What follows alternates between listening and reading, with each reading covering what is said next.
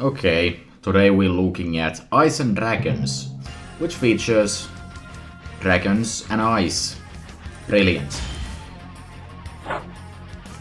Let's start with Glysaurus, who is probably the biggest threat here. The first attack is a weak attack that has absolutely no special effects. The second attack is a shield, which is not actually a shield and instead gives 50 bonus and crit to the entire enemy team. It claims to be 16 turns, but because of how this kind of effect works, it seems that it only actually lasts for about 4 turns. The third attack increases your health resistance by 25 and decreases your ice resistance by 25 for 4 turns. And finally, the fourth attack deals a respectable amount of damage. That's it. The rotation is weak attack, shield, weak attack, resistance decrease, weak attack, big damage. Repeat. Moving on to Frost Guide, this guy is a walking slot machine. He will randomly pick from 3 different categories of effects: Precision, Reflex and Icy Dot. Each of these effects have 3 tiers, and if the previous tier is already applied to you, he will use the next one. For Precision, the first tier is minus 200 crit, the second tier is minus 75 bonus, and the final tier is minus 50 boost for 2 turns each. For Reflexes, it's minus 50 melee pierce, magic, block, parry and dodge for 2 turns for each of the 3 tiers. And for Icy Dot, it applies an Icy Dot 3 different times. It's the exact same effect basically, for 5 turns each. He also has a second attack which deals a lot of damage and it increases every time he uses it, and in addition it may deal even more damage or have 200 crit and bonus, depending on which debuffs he has managed to hit on you. His entire rotation is slot machine, slot machine, slot machine, big damage, repeat. In addition to this, he also has a permanent effect where he will gain 10 all for every effect he currently has on himself. Take note that he will basically automatically have 2 from the dragons in this fight. Moving on to Cryozen, the first attack he has applies a team-wide buff that regenerates 25% of all the damage the enemies take. Again, this is for 16 turns, but actually only for like 4. It will also decrease your ice resistance and increase your health resistance by 5 plus 15 multiplied by the amount of times this attack has been used.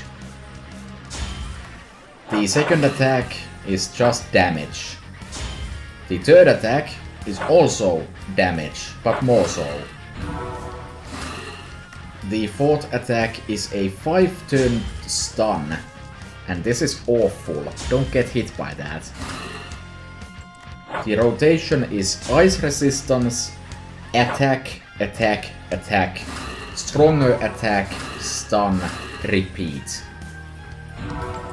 And finally we have Wilmore.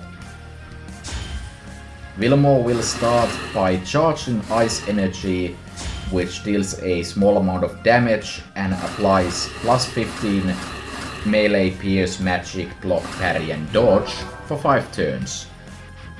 The second attack, Wilmore is almost ready to unleash, deals a small amount of damage and applies plus 75 bonus for 4 turns. The third attack, Wilmore is fully charged, applies a 50% damage boost for 3 turns and deals a small amount of damage. Attack 4 deals more damage, and attack number 5 deals even more damage. Attack number 6 deals damage and applies a 2-turn ice dot. After Wilmore reaches below 50% health, the damage on this attack will increase by a decent amount. She also has a permanent effect which increases her all by 10 for every effect you have. Both Wilmore and Cryozen have a enrage mechanic where if you kill one of them, the other one will start dealing a lot more damage and hit you a lot more.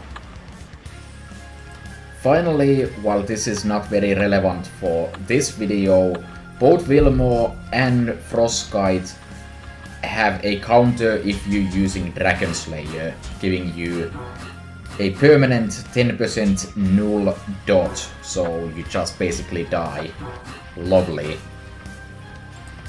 And that's all the effects. That was a lot, so if that was unclear, do check the endgame wiki, and in fact just check the endgame wiki in general whenever you need to actually have this info. It's helpful. Anyways, let's talk about the specifics of Paladin in this fight. So the first priority is to get rid of Clysaurus, because Clysaurus gives the entire rest of the team a permanent bonus buff, which makes it a lot more difficult to avoid all the other effects, most importantly Cryozen's ever increasing ice resist down. However, because you need to spend your shield on avoiding Cryozen's ice resistance down, you need to find a different way to avoid Clysaurus's effect, because Wilmore and the rest will deal excessive amounts of damage otherwise. What I did in this fight was try to use the Dragon Shield as well as the Purge effect on Paladin's heal to get rid of the effect whenever necessary. Also, because you're so focused on trying to defeat Clysaurus as quickly as possible, you probably want to use food at the earliest possible points in the fight instead of trying to use potions or anything.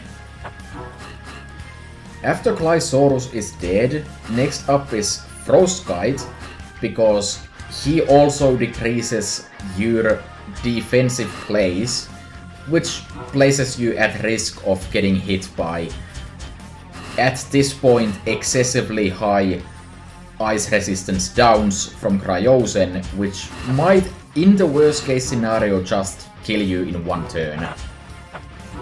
Since at this point you don't have to care about the other ice resist down anymore, you can keep the healing purge as a safety measure in case things go south and you do get inflicted with the ice resist down.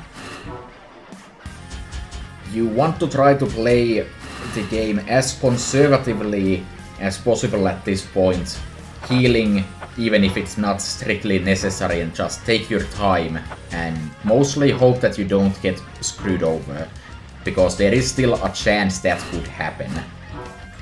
After you beat Frostguide, the fight is basically over at that point. Since you want to kill Wilmore and Cryozen at the same time to avoid the excessive buffs, at this point you're probably better off to start dealing damage to Wilmore yourself and have your dragon deal damage to Clysaurus, because Wilmore has a high amount of defenses at all times, basically, so your dragon is not that likely to deal damage. In addition to this, you want to use your blind on Cryozen alongside the defense buff before the stun. This should guarantee that you never get hit by the stun nor the ice resistance down, which is really the only threat left at this point. And yeah, that's pretty much the entire fight. It's surprisingly doable with Paladin, though you do have to use food and potions. And the beginning of the fight is kind of iffy, because you can get stunned, you can get iced, and a lot of that relies on Frostkite not doing the wrong things at the right time.